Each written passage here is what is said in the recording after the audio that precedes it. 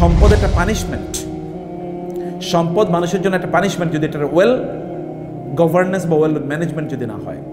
সম্পদের কারণে আপনি ঘুমাতে পারবেন না, আপনার আত্মীয় স্বজনের সাথে সম্পর্ক খারাপ হবে, পাড়া প্রতিবেশীর সাথে সম্পর্ক খারাপ হবে, আপনার বিরুদ্ধে বিভিন্ন লোকেরা তখন বিভিন্ন ধরনের ষড়যন্ত্র চক্রান্ত তৈরি করা শুরু করে দেবে যদি আপনার সম্পদ হয়। আমি এরকম বহু লোকের জানি, ধনী লোক, তারা এলাকায় যেতে পারে না। আমি এমন বহু লোকের জানি এলাকায় যেতে পারে না, এলাকায় গেলে লোকেরা তাদেরকে কি করবে, আক্রমণ করবে, এবং এই কারণে তারা যেতে পারছে না। অথবা এমন অনেক লোক আছে এলাকায় ভয় যেতে পারে না, কারণ এলাকায় গেলে গরিব দুঃখের তাদেরকে চারিদিক থেকে এমন ঘিরে ফেলবে, হতে পারে যে সে সেখানে মারাও যেতে পারে। এমন বহু লোক আছে। সম্পদ অনেক সময় পানিশমেন্ট যদি এটার ওয়েল গভর্নেন্স না হয়। আল্লাহ সুবহানাহু ওয়া তাআলা তাদের কথা বলেন এবং বললেন যে এদের একদল লোক তারা প্রচুর পরিমাণ চ্যারিটি করে, কিন্তু আল্লাহ তাআলা তাদের চ্যারিটি কবুল করবেন না, গ্রহণ করবেন না। বহু লোক বহু দান সাদাকা করে, কিন্তু এই সকল দান সাদাকা তার দুনিয়ারও কোনো কাজে আসবে না, আখিরাতেও কাজে আসবে না। দুনিয়ার কোনো কাজে আসতে পারে, যেমন তার পপুলারিটি বাড়বে, লোকেরা বলবে তাকে দানশীল, কিন্তু আখিরাতে কোনো কাজে আসবে না।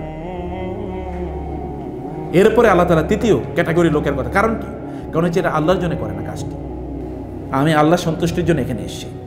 যদি আপনার চিন্তা এটা থাকে, তাহলে কেউ আপনাকে কোনোদিন বিট্রে করতে পারবে না, ডিসিভ করতে পারবে না, ধোকায় ফেলতে পারবে না, কনফিউজ করতে পারবে না।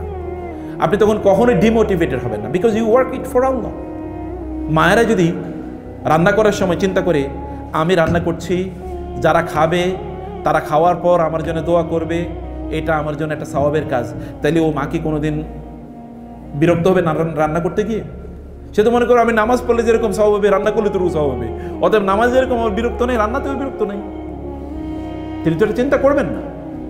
আপনি যখন এখানে 8 ঘন্টার বেশি কাজ করবেন, আপনি যখন জানবেন এটা তো আমার ইবাদত, আমি কোরআন তেলাওয়াত করলে যেরকম সওয়াব পেতাম, এখানে আমি এবার কাজ করলে সওয়াব পাবো, তখন তো আর আপনি 8 থেকে 10 ঘন্টাটা গুনবেন না যে আমি 9 ঘন্টা কেন কাম করবো, আমি 8 ঘন্টা চেয়ে 1 মিনিটও বেশি দেবো না। তখন আপনি এই করুন সেকুলার ক্যালকুলেশন আপনি যাবেনই না, তখন আপনার ক্যালকুলেশন থাকবে আল্লাহর সাথে। আপনার তখন কন্ট্রাক্ট চুক্তি হলো আল্লাহর সাথে, কারণ you are working for Allah, you are Allah's creation and you are working for the creation of Allah. আপনি আল্লাহর সৃষ্টি এবং আপনি আল্লাহর সৃষ্টির জন্য কাজ করছেন। You know what is your vision, what is your mission, what is your destination. আপনি জানেন কেন আপনি পৃথিবীতে আছেন, কেন আপনি কাজ করছেন। ভাই গরু ছাগলের মতো হয়ে লাভ নেই তো, ওগুলো খায় দায় ফুর্তি করে, আপনিও একইটাই, লাভ কি? What is the difference between us and the animals? আমাদের মাঝে অন্যদের মধ্যে পার্থক্য কি? আপনার জীবনের লক্ষ্য কি, উদ্দেশ্য কি? আপনি কেন বেঁচে আছেন? না আপনি এরপরে মারা গেলে এরপরে কি হবে? আপনি মরে গেলে তারপরে হবে কি? কবরে কি হবে? ওই অন্ধকার কবরিতে থাকতে হবে। আপনি মনে করেন না যে আপনি খুবই শক্তিশালী, ওইখানে ফেরেশতারা আপনাকে মাফ করে দেবে, অথবা ফেরেশতারার সাথে কুস্তি করে আপনি জিতে যাবেন, মনে করার কোনো কারণ নেই। ওখানে পিঁপড়াও আপনাকে এসে কামড়াবে। আপনার শরীরের এই যে শরীর যখন, যার জন্য আপনি এত কষ্ট করছেন, টেনশন করতেছেন, ওগুলো তো প্রথমেই পচা শুরু হয়ে যাবে। সে কারণে জীবনটাকে মিনিংফুল করতে হবে, প্রত্যেকটা সেকেন্ডকে মিনিংফুল করতে হবে। মনে করতে হবে যে আমি this last minute I am living, এটা আমার সর্বশেষ সময়, আমি বেঁচে আছি, আমি কিছুক্ষণ পরেও মারা যেতে পারি। প্রস্তুত থাকা এবং প্রত্যেকটা কাজ আল্লাহর উদ্দেশ্যে, ডিভাইন প্লেজার, আল্লাহ সন্তুষ্টির জন্য প্রত্যেকটা কাজ করা। Whatever you do it for Allah. যা করছেন আল্লাহর জন্য করছেন। আপনার যদি নিয়ত থাকে আমি এটা করলে স্যালারি পাবো, তাহলে এই কাজ এটা আপনার জন্য জাহান্নামের কারণ হয়ে যাবে। যে আমি এটা করছি আমি তাহলে স্যালারি পাবো, তাহলে আপনি কোনোদিনই মোটিভেটেড থাকবেন না।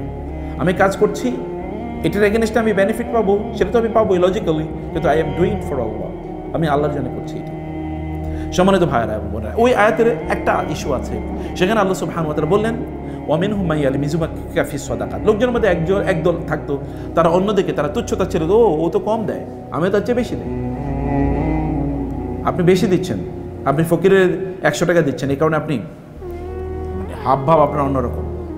আরেকজন কেন কম দিল, বেটা তুমি এত কম দাও কেন? আপনি তাকে তুচ্ছতাচ্ছিল্য করছেন, আপনি জানেনও না। তাই তিনি দিয়েছেন ইখলাসের কারণে, আর আপনি দিয়েছেন মানুষকে দেখানোর জন্য। যারা গরিব সাহাবী তাদেরকে অন্যরা তুচ্ছতাচ্ছিল্য করতো, কই ওয়ার ফান্ডে তো ওরা খুব বেশি টাকা দেয় না, চ্যারিটি ওরা খুব বেশি করে না, যাকাত ওরা খুব কম দিচ্ছে। এটা কেউ কেউ এরকম মানে একটু দৃষ্টিতে দেখতো। আপনি জানেন না তবুকের যুদ্ধে কি হয়েছিল? তবুকের যুদ্ধে কি হয়েছিল? আবু বকর রাদিয়াল্লাহু তাআলা কি নিয়ে এসেছে? কয়টা পাতিলই তো নিয়ে এসেছে, আর কিছু না। আর ওমর রাদিয়াল্লাহু কি করেছেন? তার সম্পদের অর্ধেক দিয়ে দিয়েছেন। তারপর রাসূল সাল্লাল্লাহু আলাইহি ওয়াসাল্লাম কি বলেছেন? রাসূল সাল্লাল্লাহু আলাইহি ওয়াসাল্লাম বলেছেন কি, আবু বকর আপনি বাসায় কি রেখে আসছেন? বলে আমি আল্লাহ আল্লাহ রাসূল ছাড়া কিছুই রেখে আসি না, সব নিয়ে এসেছি। ওমর রাদিয়াল্লাহু বললেন, মা সাবাকতু আবু বকর আবাদান, আমি আর আবু বকরের জীবনে কোনোদিন পরাজিত করার চিন্তা করব না। রাসূল সাল্লাল্লাহু আলাইহি ওয়াসাল্লাম তার ইন্তেকালের আগে বলেছিলেন, সকলের আমার প্রতি, ইসলামের প্রতি যত অবদান আছে সব কিছু আমি পরিশোধ করতে পেরেছি, কিন্তু একজনেরটা আমি পরিশোধ করতে পারি নাই, এবং সেটা আল্লাহ করবেন। তিনি হচ্ছেন আবু বকর রাদিয়াল্লাহু তাআলা। এটা কেবল হার্ট দিয়ে, এটা কেবলমাত্র হার্ট দিয়ে, হার্ট অন্তর দিয়ে। অন্তরের ইবাদত সবচেয়ে বড় ইবাদত, জানেন তো আপনারা? শরীরের ইবাদতের চেয়ে অন্তরের ইবাদত কি সবচেয়ে বড় ইবাদত? আপনি কি হাদিসটা শুনছেন জীবনে কোনোদিন? ইন্নামাল আমালু বিন্নিয়াত শুনছেন কোনোদিন? মানে কি ইন্নামাল আমালু বিন্নিয়াত মানে কি? হ্যাঁ, নিয়তের উপর ভিত্তি করে মানুষ তাদের আমলের সওয়াব পাবে। নিয়ত কি? নিয়ত আপনি এখানে কাজ করলে ইবাদত হবে, মসজিদে নামাজ পড়লে ইবাদত হবে, নট নেসেসারিলি। ফাওয়াইলুল লিল মুসাল্লিন, নামাজ পড়লো ধ্বংস, নামাজ পড়লো ধ্বংস। এবং আল্লাহ সুবহানাহু ওয়া তাআলা বলেছেন যে ওই ইয়া আইয়ুহাল্লাযিনা লা তুবতিলু সাদাকাতিকুম বিল মান্নি ওয়াল আযা কাল্লাযী ইউনফিকু মালাহু রিয়াআন নাস। হে লোকেরা, তোমরা দান সাদাকা করলে এগুলো ধ্বংস হয়ে যেতে পারে, তোমাদের দান সাদাকাগুলো তোমরা ধ্বংস করে দিও না, এটা তোমাদের জন্য জাহান্নামের কারণ হতে পারে। প্রিয় ভাইরা, ইখলাস, অন্তর দিয়ে ইবাদত করা, অন্তরের ইবাদত শ্রেষ্ঠতম ইবাদত। আল্লাহ তাআলা আপনার অন্তরের দিকে তাকান, আপনার চেহারার দিকে তাকান না। আপনার চেহারা নিশ্চয়ই প্রিন্সেস বা প্রিন্সের মতো না, হইলেও তাতে কি যায়?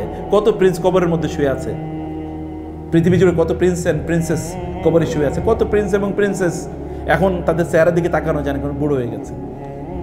এগুলো কিছুই না। It doesn't matter in the way of, in the judgement of Allah. It doesn't weigh anything in the way of, in the analysis of Allah, in the assessment of আল্লাহ।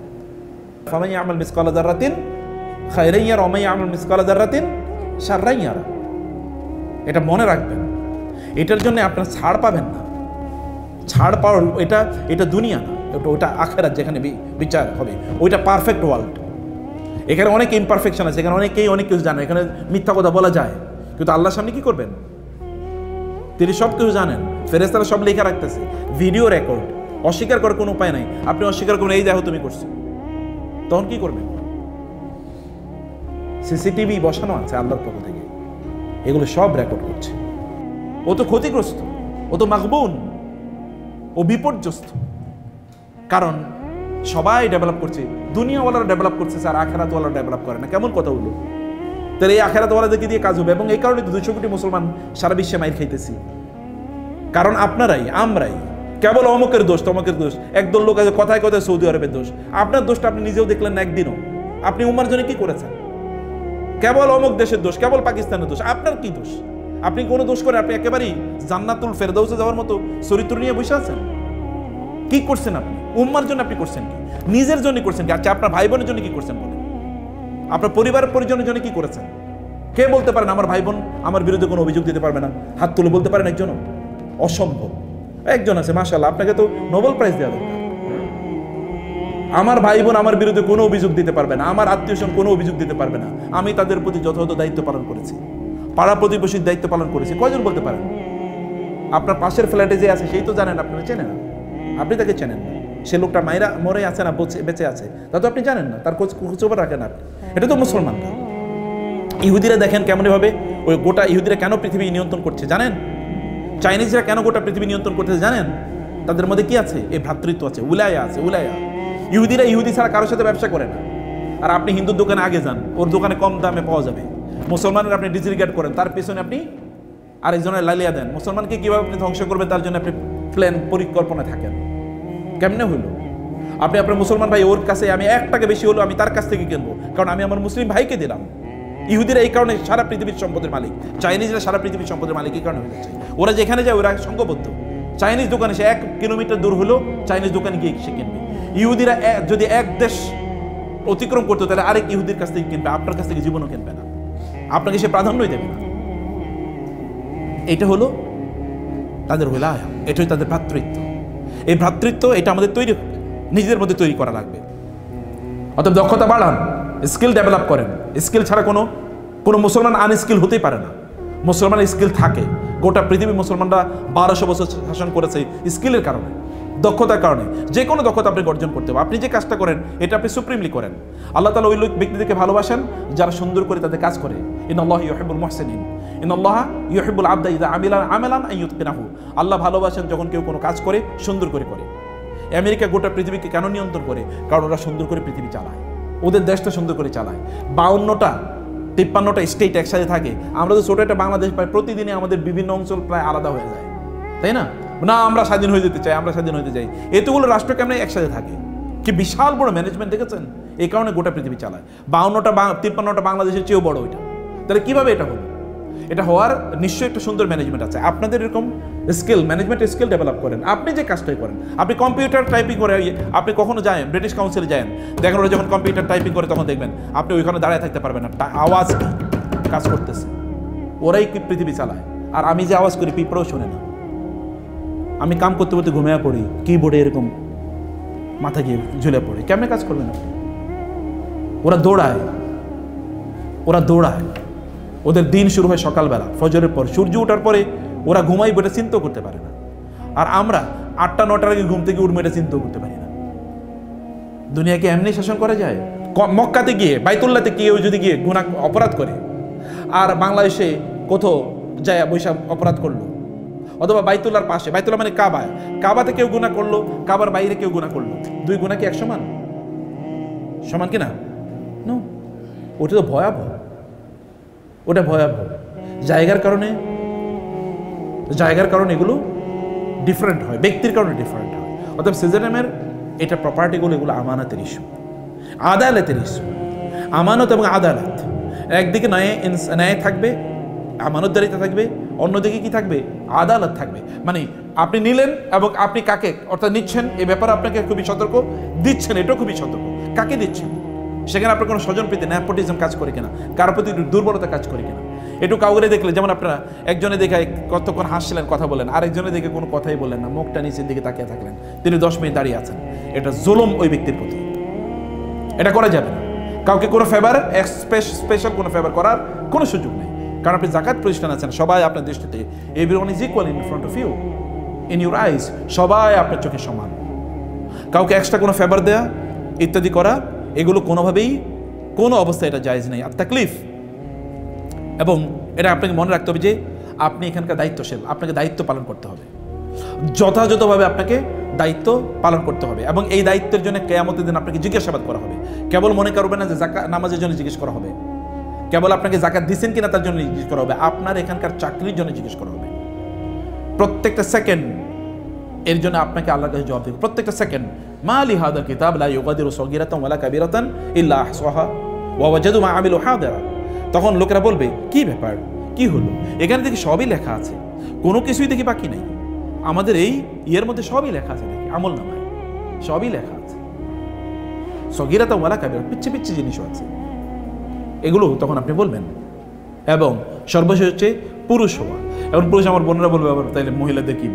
পুরুষ মানে হচ্ছে পৌরুষ, এটা একটা কোয়ালিটি, পৌরুষত্ব থাকা। অর্থাৎ আপনি সত্যিকার অর্থে ওই কাজটা সম্পাদন করার জন্যে আপনার শারীরিক এবং ইন্টেলেকচুয়াল, স্পিরিচুয়াল বা সাইকোলজিক্যাল এই ম্যাচিউরিটি আপনার থাকা। ওই কাজটা করার জন্য, যে কাজটা আপনি করছেন, এই কাজটি করার জন্য আপনার এমনি তো নলেজের ইয়ে আছে, আপনার ফিজিক্যাল ইয়েও আছে, আপনি সেখানে শারীরিকভাবে আপনি শ্রম দিচ্ছেন, মানসিকভাবে শ্রম দিচ্ছেন এবং আপনি আধ্যাত্মিকভাবে সেখানে শ্রম দিচ্ছেন। এই সকল দিক থেকে আপনার থাকা। যদিও কোনো এক সময় বলা হতো যে কারণ দূর দূরান্ত থেকে গিয়ে জাকাতের টাকা আনতে হবে, শুধু পুরুষরা এটা করবে, কিন্তু এখন বলা হচ্ছে যে না, নারীরাও পারবে যদি তারা ওই কাজটি করার জন্য যোগ্যতা অর্জন করে, যদি তাদের অতিরিক্ত যোগ্যতা অর্জন করতে, তাহলে আপনাকে পুরুষ হওয়া লাগবে। পুরুষ কেবলমাত্র কোনো একটা জেন্ডারের নাম না। কোরআন আল্লাহ তাআলা বলেছেন রিজালুন লা তুলহিম তিজারাতুন ওয়ালা বাইউন আন যিকরিল্লাহ। পুরুষ মানে কেবল দাঁড়িয়ে নাই, মানে দাঁড়িয়ে আছে, তারপরে কি আছে? তার দাঁড়িয়ে আছে, অথবা ধরেন এরকম চুল লম্বা হয় না, অথবা ধরেন তিনি এই আছে, এটা পুরুষ। আর মহিলা মানে যে তার দাঁড়িয়ে নাই, তার চুলগুলো লম্বা থাকে, এটা কেবল মহিলা এবং পুরুষের আইডেন্টিটি না। মহিলা এবং পুরুষের আইডেন্টিটি ভিন্ন। ওই ব্যক্তির, আরবরা বলতো যদি কোনো পুরুষ যদি ঠিক মতো যুদ্ধের মধ্যে গিয়ে যুদ্ধ না করতে পারতো, তখন নারীরা বলতো তুমি গিয়ে আমাদের মতো চুরি শাড়ি পরে বসে থাকো, তুমি তো পুরুষই না। তার মানে পুরুষ মানুষ তিনি তার ওই কাজটি যথাযথভাবে তিনি সম্পাদন করতে পারেন। এইরকম ব্যক্তিত্ব সম্পন্ন মানুষ আপনাদেরকে হওয়া লাগবে প্রিয় ভাইরা।